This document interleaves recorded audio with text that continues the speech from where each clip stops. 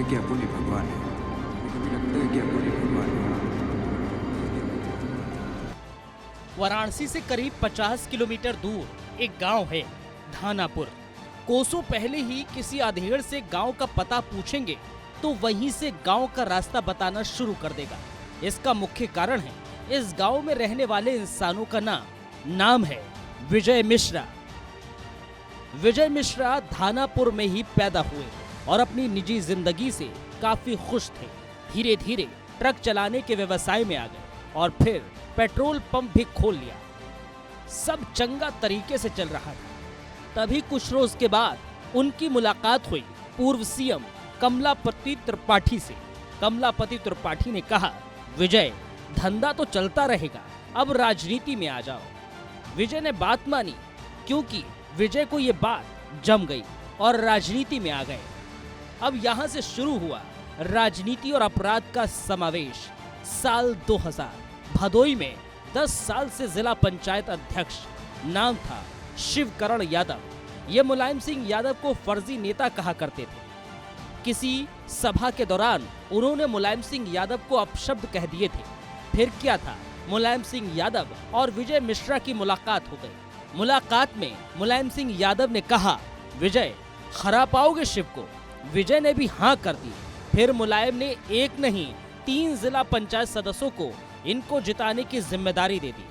कमाल की बात ये थी, तीनों ही जीत गए और शिवकरण को गद्दी से हटाकर विजय मिश्रा खुद जिला पंचायत अध्यक्ष की कुर्सी पर बैठ गए। जिला पंचायत की जीत से मुलायम इतना खुश हुए कि उन्होंने इन्हें 2002 में उत्तर प्रदेश में हुए विधानसभा चुनाव का टिकट दे दिया।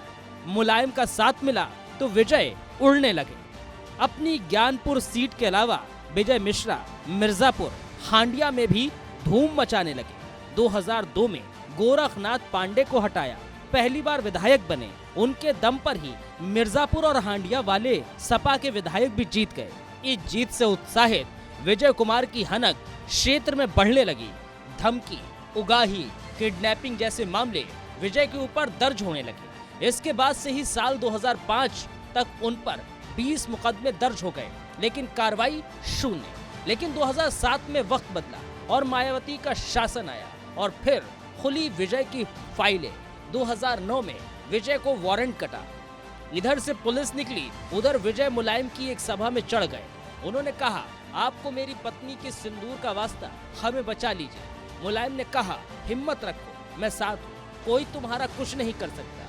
वो विजय को लेकर हेलीकॉप्टर में बैठे और हवा में उड़ गए।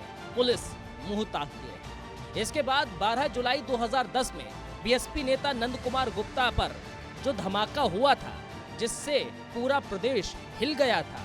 धमाके बाद जब धुआं छटा, लाशें जमीन पर थी, लेकिन नंदी बच गए। 9वें दिन जब नंदी को होश आया तो उनकी पत्नी अभिलाषा ने विजय मिश्रा, दिलीप मिश्रा समेत 4 लोगों के नाम देकर मामला दर्ज कराया। पुलिस ने दिलीप को गिरफ्तार किया, लेकिन विजय मिश्रा फरार हो गए। 7 महीने तक विजय इधर उधर घूमते रहे।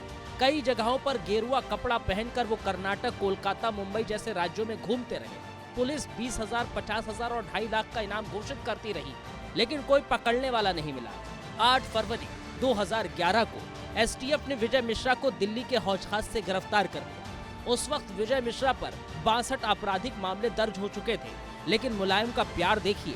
उन्होंने जेल में बंद विजय को चुनावी मैदान में उतारा और फिर जमकर वोट बटोरे। जेल से ही विजय ने जीत दर्ज कर ली, वो भी 37,000 से ज्यादा वोटों से।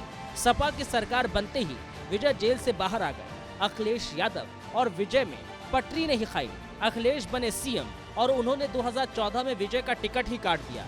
इसके बाद बिफरे विजय ने सपा के खिलाफ जमकर हमला बोला। उन्होंने कहा, जब नेताजी को मेरी जरूरत थी तब मैं बाहुबली नहीं था, लेकिन वो दोबारा निषाद पार्टी के टिकट पर मैदान में उतरे। 20,000 से ज्यादा के अंतर चुनाव में जीत हासिल की, लेकिन समय के साथ साथ बीजेपी से निषाद पार्टी की नजदीकियां बढ़ी और विजय मिश्रा को निषाद पार्टी से बाहर का रास्ता दिखा दिया गया। लेकिन वक्त ने करवट ली। 2020 में उन्हें किसी दूसरे मामले में मध्य प्रदेश से गिरफ्तार कर लिया गया। फिलहाल आगरा की जेल में बंद है, लेकिन योगी सरकार आने के बाद विजय पर जमकर कार्रवाई की जा रही है। उनके घरों पर बुलडोजर चल रहे हैं। कई संपत्तियां कुर्क कर ली जा चुकी हैं।